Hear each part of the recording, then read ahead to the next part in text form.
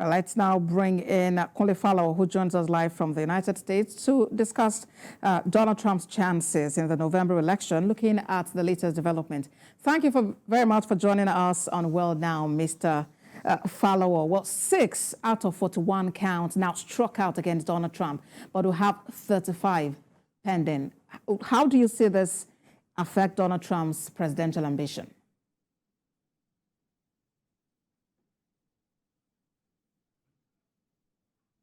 Another, for the Republican Party, it's another milestone success in the bid to squash all of the different allegations against the presidential flag bearer, Donald Trump. They would say that it's politically motivated, which is highly contestable. But one thing I want us to also remember is we're only having 6 counts that's been dismissed. But the persecutor can equally go back and refile the case again. And also, there are some other pending, really serious charges against former President Trump, which one of which is racketeering in Georgia, and that would, if he is convicted of racketeering in Georgia, he will face 20 years behind bars. So, be that as it may, will this in any way, shape, or form affect his chances of clinching the presidential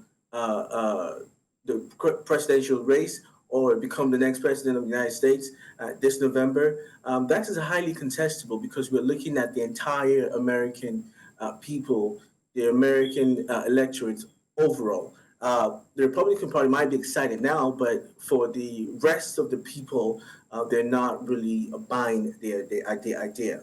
Indeed. You would remember, Mr. Falowo, indeed, that, these charges have been on for some time, and it's not only Georgia that has brought up charges against, the former U.S. president. But in the midst of all of this, it just seems to be garnering so many more, followers, so much more support in the U.S. And it just seems to be, what Republicans, the candidates to beat, well, definitely he has finally clinched the nomination. But what does this speak really about what Americans actually want and his desire to make America great again? Well, it just depends on who you're talking to or what part of Americans you're having a conversation with.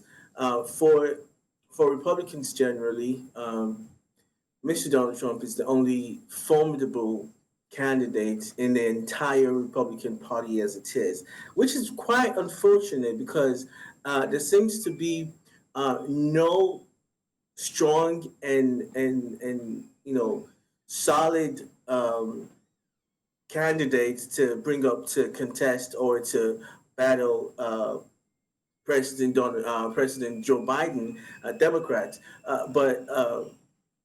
Again, I would say that for them, it might be a success story that some of those charges have been squashed. But nonetheless, the electorate will have to decide and determine who becomes the, next president in the next 4 years. Donald Trump has got many baggages.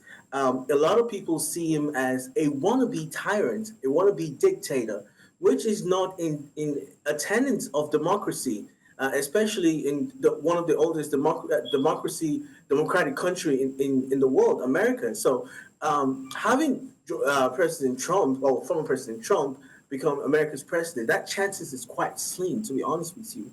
But among the Republican caucus, of course, he's going to get some votes. Of course, some people are going to vote for him. But let's just put it out there. But I know for a fact that it's going to be really tough to sell former President Donald Trump as the only president or the only person that could become the next American president.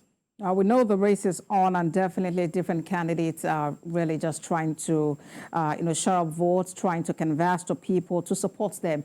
But the U.S. House has made quite a significant move in recent time, and that's with the overwhelming vote now to ban TikTok in that country. We know that there are protesters who have gathered to say they are a part of the 170 million Americans who use TikTok and who believe that TikTok has been a blessing to them. How much of impact do you see this legislation have on the prospects of these two main contenders? This just cuts across the internet and social media in general. One important thing to look at is part of those legislation or conversation in Congress is there needs to be a form of legislation to guide and watch the excesses of those social media platforms. Everybody will agree that we need some kind of housekeeping regulations, some kind of rules that will govern social media usage. It's getting to an election year. Well, come November, every social media outlet is going to be agog with all kinds of information, maybe uh, positive or negative, and there'll be all kinds of a barrage of information that would not sometimes might be false and might just be a false narrative, and this will go a long way because a lot of Americans are very avid consumers of this content. And when you don't have litigations or you don't have a rule governing this social media platforms, everybody, it's just going to be a free for all, which is not going to be good. People are watching these things. It's closer to people to access. So they need to be a form of legislation for it, which is not a bad thing. I would also say that it is a good and conscious thing to do to make sure that we kind of clean our social media space, and I think every law-abiding citizen should support that kind of regulation. TikTok is owned by a Chinese company, and what they're saying is you need to diversify because we know that TikTok and the Chinese Communist Party have a huge stake in anything that comes out of China. So, in other words, they need to be some form of, American partnership or American ownership in parts of TikTok. That way, they'll know that some of those information that consumer information from America, like American citizens, having access to TikTok, they're not using those information against them. So it guards some things like that. And yes, it's a good thing to do. And I just wish for all Americans to support that notion. Other countries around the world would actually react to this and deal with the matter. Kunle Falowo joined us from the US. Thank you very much for joining us on The World Now. Thank you.